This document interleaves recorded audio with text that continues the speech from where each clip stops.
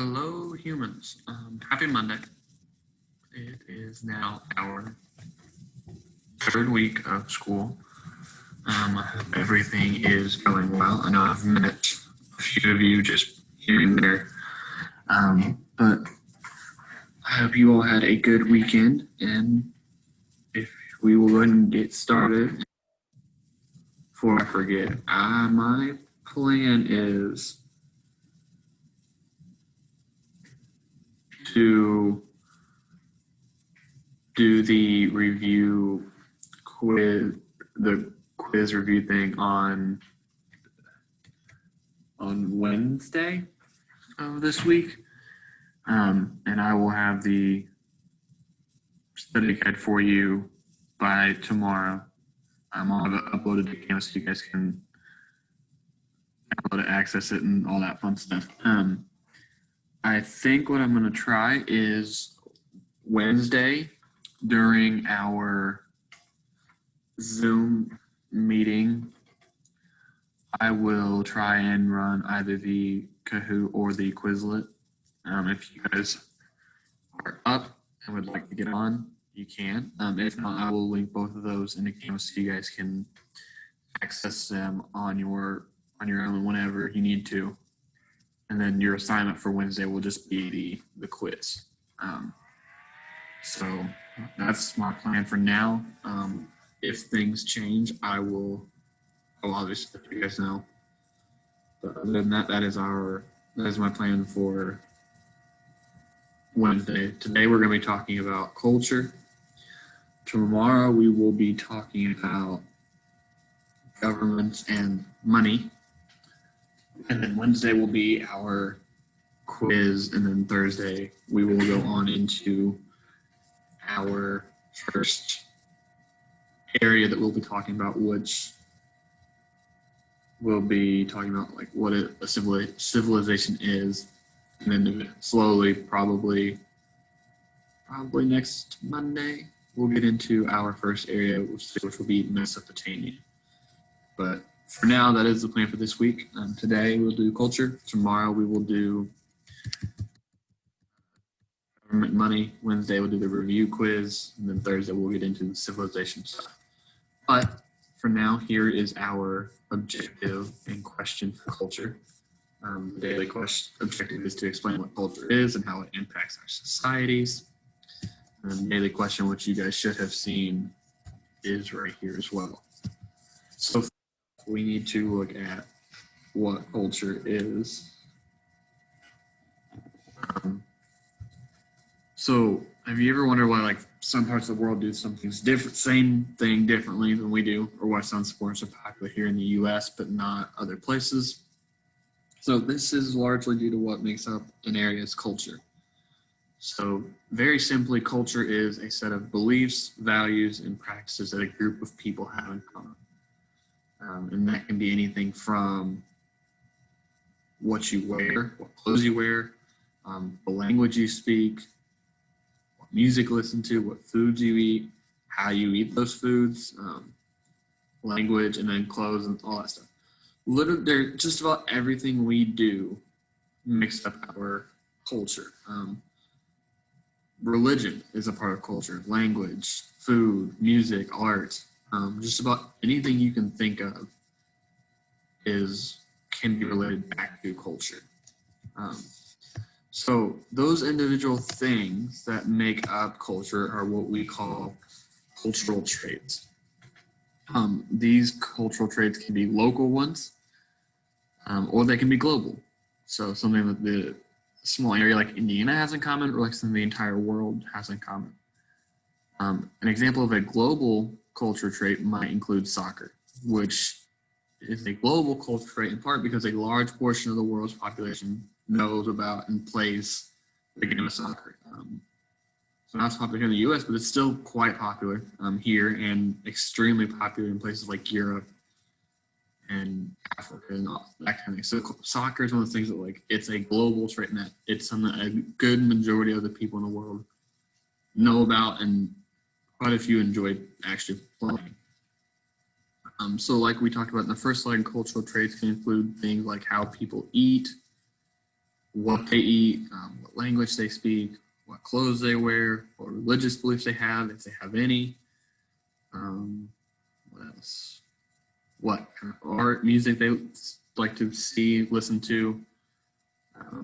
So these cultural traits help develop culture over the course of generations. Oftentimes, the culture of a region can take generations and many years to develop. It's not something that just kind of happens overnight. It takes years and often generations to develop into something we would recognize as culture.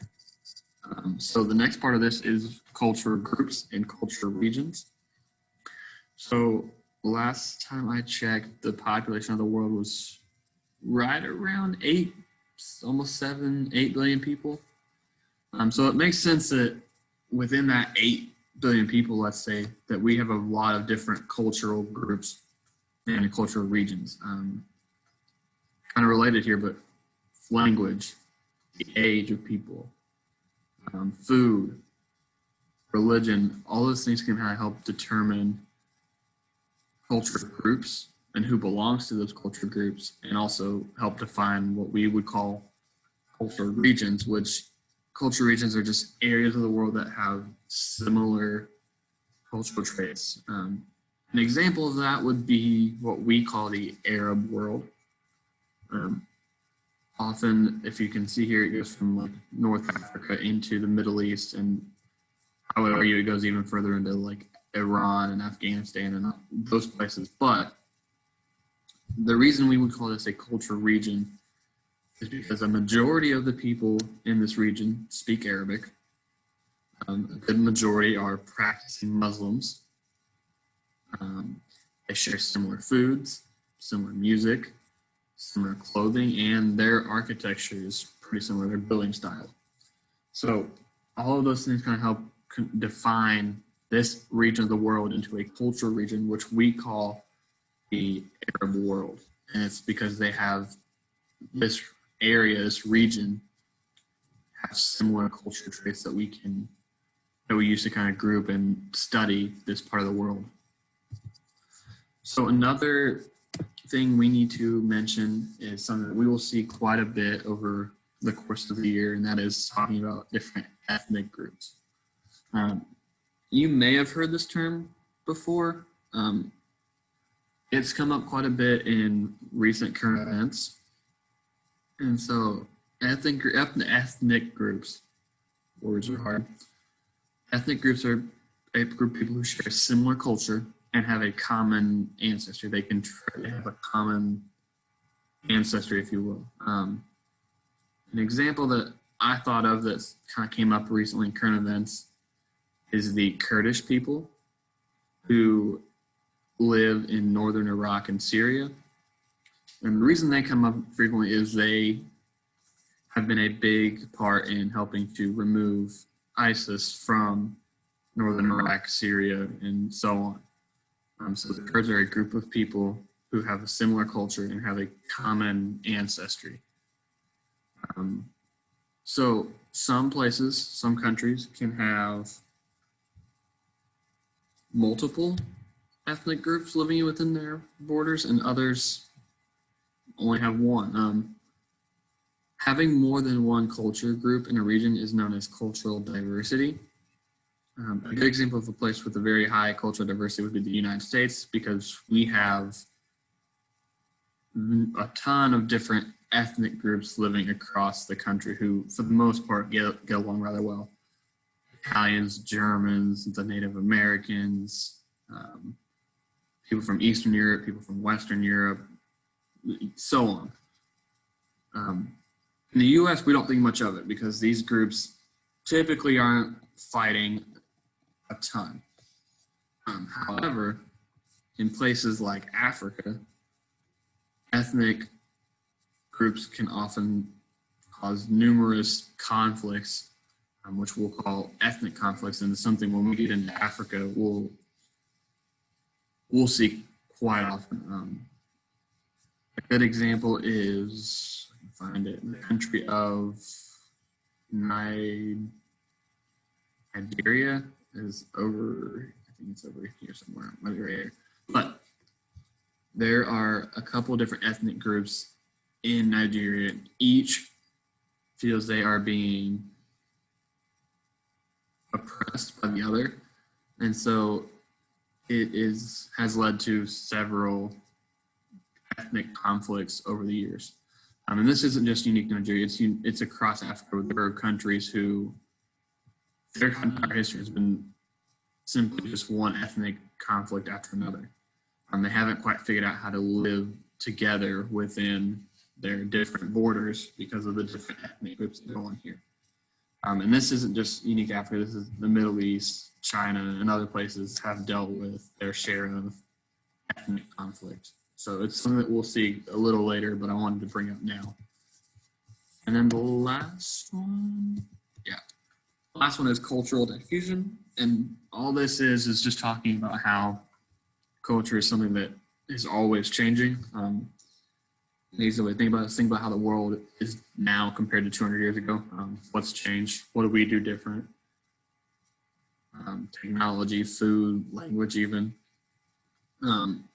So this whole idea of culture changing over time is what we call cultural diffusion. And it's just where new ideas, new customs, new religions, new foods, music, art, and other things are introduced to other cultures and slowly get adopted over time. An example that I thought of is baseball. Baseball is a game that was invented here in the US. And as I'm sure most of you know, it's very popular here in the US. And then eventually, a game that was invented in the US spread to places like Japan, South Korea, the Caribbean, and parts of South America, and it is massively popular there.